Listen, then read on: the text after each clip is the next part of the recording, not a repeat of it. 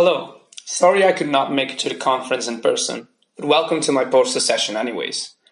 As a PhD student at the Mastering Center for Systems Biology, I've been working on an allele-specific expression pipeline that is easy to use and provides individual and population level analyses, group comparisons, but also offers intuitive and interpretable visualizations.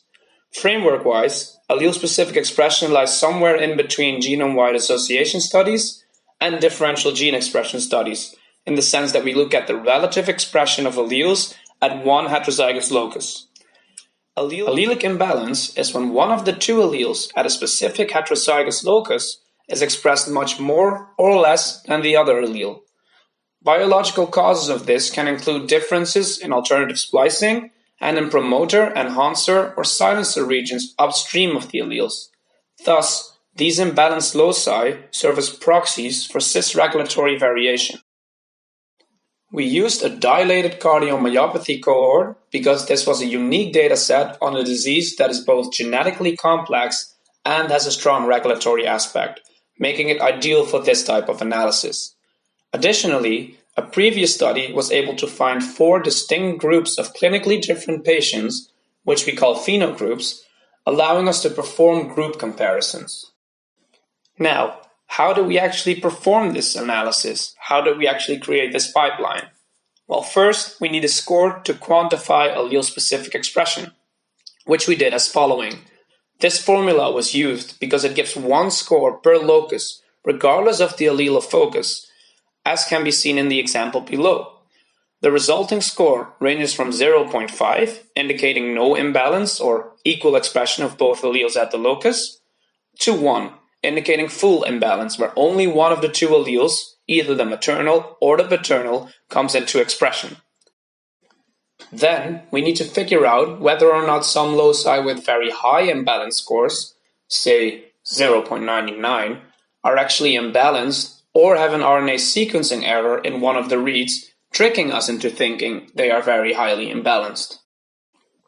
Because genome sequencing is less error-prone than RNA sequencing, we decided to use the genotype data that we happen to have for a subset of our patients. By calling all genotyped homozygous and heterozygous loci, we could determine an allelic imbalance score cutoff or threshold for likely homozygous loci. We then applied this cutoff to the non-genotyped samples. This threshold can also be set using different methods without using genotype data. Now we can actually start statistically analyzing allelic imbalance. For individuals, we use the binomial test to determine significant imbalances. We could visualize these in individual Manhattan plots where each dot represents a SNP, which we annotated by the gene the SNP is located in. For the group comparisons, we use the Mann-Whitney U-test, and for 3 or more groups, the Kroskal-Wallis test. Next to Manhattan plots, the group differences could be visualized in box plots as well.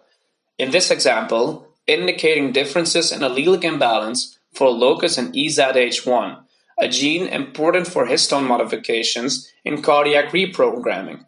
Interestingly, this is also a new candidate gene. For further biological interpretation, we created an interaction network linking all loci that were differentially imbalanced between the 4 phenogroups to the genes in which they are located. As can be seen in the following example, this can lead to finding groups of interacting proteins whose genes are differentially imbalanced in a similar pattern across the phenogroups, in this case, becoming less imbalanced from group 1 to 4. Now, do we actually pick up what we want to pick up? We think so. The imbalanced alleles in the population were all significantly enriched for expression quantitative trait loci, but even more so for splicing quantitative trait loci, which is in line with previous research as well. In addition, we found a strong p-value inflation for alleles located in genes known to be clinically important for dilated cardiomyopathy as compared to all other genes. In conclusion, we created an allele-specific expression pipeline which allows an additional level of finding new candidate genes in complex genetic phenotypes. We use some best practices and known tools such as the ACE read counter tool by GATK, but we also include novel applications like the group comparisons, the easy visualizations, and the network aspect. So that was all, and thank you all for coming to my poster presentation.